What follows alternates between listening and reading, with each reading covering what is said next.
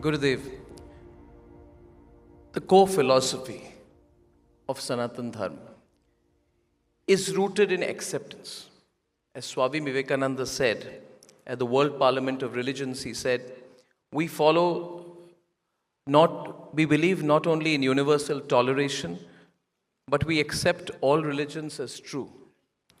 I am proud to belong to a nation which has sheltered the persecuted and the refugees of all religions and all nations of this earth.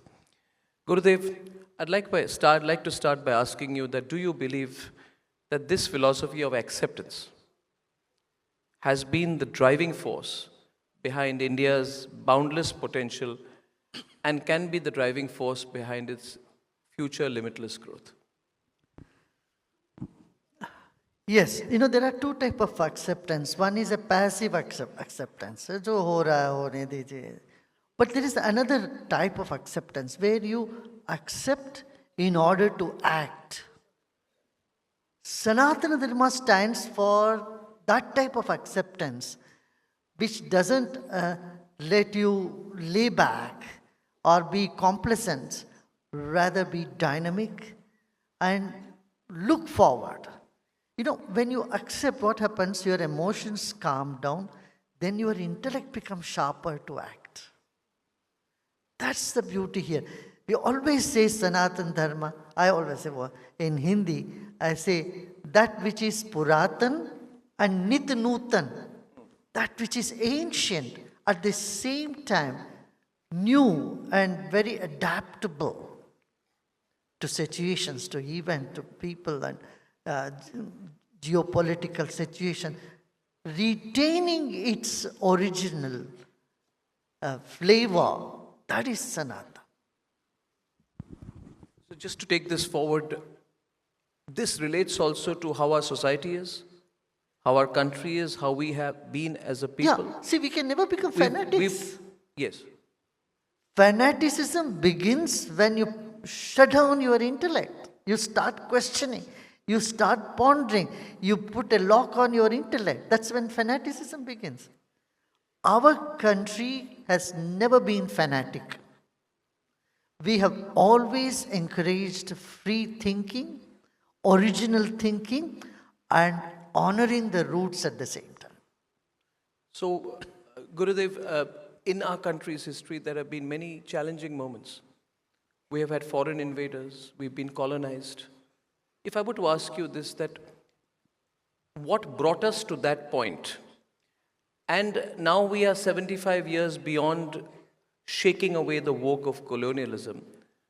How will our religion, our essential belief, what is in our culture has been given to us through generations, take us to a point where that never repeats itself? And if we are not as a religion, as a community, if we are not passive, how did that happen onto us? Arnab, I can say it in one word. Please. It's infighting. Infighting. Infighting. If there was no infighting, if people were united, this would never have happened. Just a few hundred British soldiers could never have taken. A few hundred Mughals would have never have won this beautiful country. We were fighting. All the Maharajas were fighting. They were all embroiled themselves in their own little world. They never saw beyond their personal comfort to the comfort of the country. And those, like Maharana Pratap and Shivaji Maharaj, Sambhaji and all, they were being cheated and backstabbed by their own people. The history has told us many times. There were many Jaichans who rose up and for their petty benefits, for petty selfish goals, and they didn't care for. Or is it that we lost touch with our own spiritual and cultural roots, which made it easier for us to become colonized? Of course. A big vacuum was created on that as well. The religious leaders, spiritual leaders, instead of bringing spirituality to people, they waited for spiritual leaders, people to come to them, to their own places. So, you see, that was one time, but when the country is going through a tough time, it's a need for religious or spiritual leaders to go to people and provide them. See, in a very wealthy society or well-to-do society, people go to hospital, but sometime when there is a disaster, doctors need to go to the camps where people are. In the same way, spiritual leaders, instead of holding themselves just with rituals, they should have gone out and approached the people and comforted them from where they are and encouraged them, instead of making them passively accept, जो हो रहा है होने दीजिए, सब भगवान देख लेंगे. This type of attitude has also been a blot on our history. Is that why you travel so much? You're living out of a suitcase. You're always reaching out. Gurudev is always talking to large numbers of people. And sometimes I ask him, what are you doing? He said, I'm just speaking to some people. And then someone sends me the picture of the number of people he's speaking to. Once I spoke to him, I said, what are you doing, Gurudev? He said, I'm speaking to some people. And then someone who was next to him showed me, I think it was in South America, the number of people he was speaking to. And it's just incredible. I think this reach out is so important, Gurudev, what you're doing. And this reach out in an era of what is described as Westlessness. I've been reading this book by Samir Puri, Gurudev, where he says the West is not going away, but the influence of the West is on the decline. We must never assume that Western civilization will go away, but the influence of the West will be balanced by the emergence of Eastern civilizations. How do you view this, Gurudev? I think the reverse is happening. The influence of East is taking roots in the West now. Yes. See, 45 years ago when we started yoga and meditation, yoga means people thought, oh, it's only for people who would stand in one leg and put all the ashes on them, maybe in the bank of Ganges somewhere. This type of narration was there. And today, Arnav, you have more than 2.5 billion people practicing yoga around the world.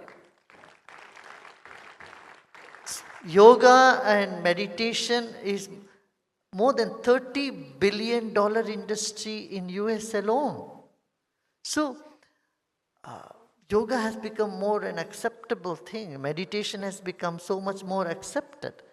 See, last year, December 6th, 193 countries came together and they wanted to declare, UN to declare World Meditation Day. This was not moved by India because we have already done the Yoga Day. Yoga includes meditation. Yes.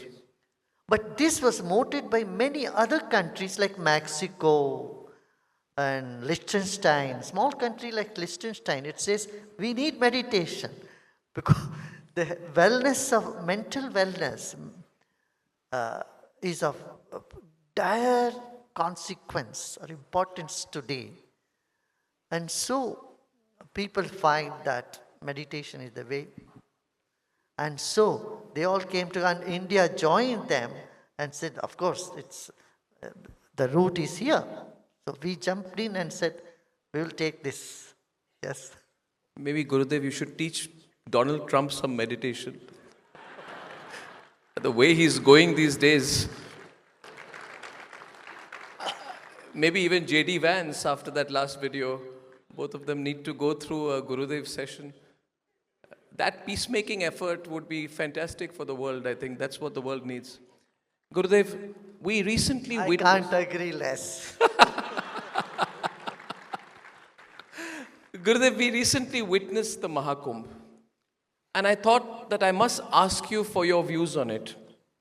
I was in Lucknow a week before the Mahakumbh, and the Uttar Pradesh Chief Minister came for an event like this of mine. And I asked him, Yogi ji, kitne log aayenge?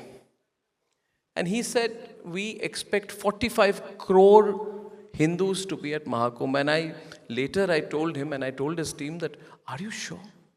I cannot fathom this number, 45 crore. And then the number came on the last day, Gurudev, of 67 plus crore. And that evening, one of my panelists, Shantanu Gupta, had come, and I told him I want to speak to the officer who organized this. And there was an officer of 2007 or 8 card, a young officer. And I asked him, how do you calculate 67 crore? He said, we used incredible technology from AI to drones to mapping. He said, this number is real. Now, what does that number signify, Gurudev? In the history of our nation, what does the Kumbh, the congregation, the nature of the congregation, despite all negative narratives being put, what does that number signify? Well, it shows the confidence in people that arrangements are made there for everyone to go. See, the faith